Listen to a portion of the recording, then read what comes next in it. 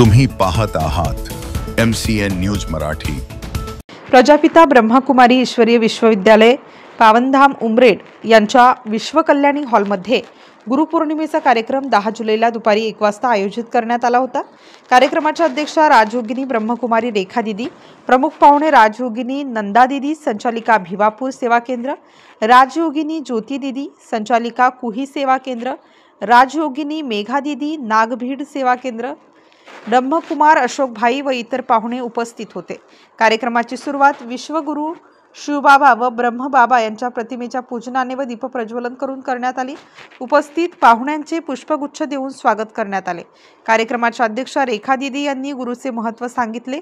विश्वगुरु शिवबाबाने ब्रह्मबाबाद्वारा ब्रह्मकुमारी विश्वविद्यालयाची स्थापना करून जगातील लोकांना सुख, शांती, प्रेम, आनंद, शक्ती, पवित्रता, ज्ञानाचा संदेश दिला।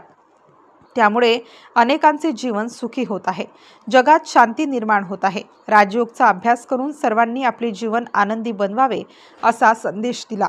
उपस्थित पाहुण्यांनी विश्वगुरु शिवबाबाच्या कार्याचे महत्त्व सांगितले। MCN न्यूज मराठीकरिता राजेश जांभुळे, उमरेड।